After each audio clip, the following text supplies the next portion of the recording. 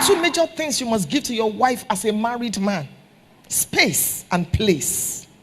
I was watching your man of God when he was brought up to declare this conference open, and he made his wife stand beside him. Now listen, beloved, the literate of the 21st century are not the people that cannot read or write. They are the people that cannot unlearn and relearn. So stop saying that behind every successful man is a woman. That is a lie from the pit of hell. It is not scriptural.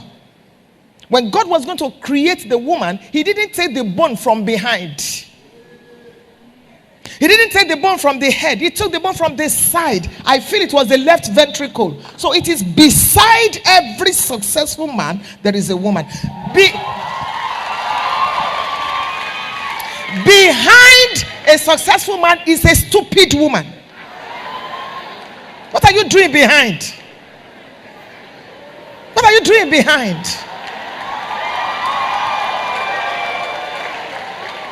Stand beside the man.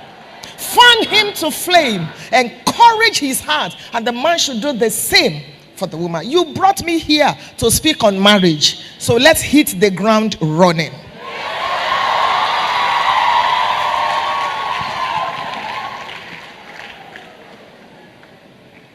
Marriage is many things to many people. To some people, it is a necessary evil. To some people, it's a formal relationship in which a woman should give birth to children. To some people, it is a servant-master relationship. To some people, it is, let's just do it because everybody is doing it. But we are believers and the Bible rules our lives. Marriage is neither African nor Western. Marriage is biblical. Marriage is a gift of God and a gift from God to humanity. In the African culture, the core African culture, there is nothing called marriage. A woman is only sin. That is Eve. And when she sinned and never had. That's why a man can marry 5 wives. A man can marry 19 wives. A man can marry as many as possible. And when he feels like it, he can send any of them out. And I'm so sorry to say, it's pathetic that even though some men are born again, tongue-talking, heaven-bound, but they still need deliverance from that aspect of the African culture and mentality where the woman is nothing. And it's a pity that some of them are in ministry. If every time, please come, my sister. If every time you and your wife are going and you leave her behind, you need deliverance. You're always in the front. And the woman is running to catch up with you. I don't care how anointed you are. You need help. When last did you open the car door for your wife? When last did you wake up in the middle of the night and you woke your wife up to thank her for bearing with you? Who would have married you 15, 20, 25 years ago with all your idiosyncrasies? When last did you wake your wife up in the dead of the night? Not because you want sex, but to just say, I just want to thank you. You made life simple for me. You made ministry easy for me. I know you're not perfect, but I want to bless you today. When last did you leave a check under the pillow for your wife? Not her birthday, not wedding anniversary, just to thank her. When last did you finish having sex with your wife and you thanked her? Instead of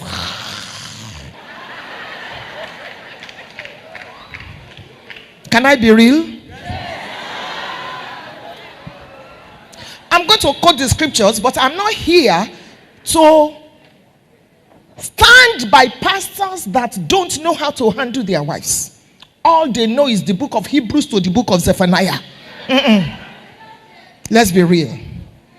You want to be successful in ministry, maybe you need to add this.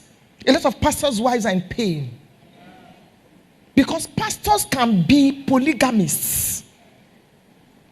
You are married to the church that Jesus gave you, and you're married to your wife. I remember reading about Yonggi Cho, one of his books. He said one day the Lord said to him, I'm going to take my bride from you because you don't know how to take care of your bride. When you look at the Bible, marriage was founded, quote and unquote, in the book of Genesis. The church was born in the book of Exodus, in the Old Testament. In the New Testament, the church was born when Jesus' body was pierced. But in the Old Testament, marriage preceded the church. Please listen to me. Few minutes that I have to spend with you today. I have prayed and I trust God that it will be about destiny. This is the order according to God's counsel. God first. You next.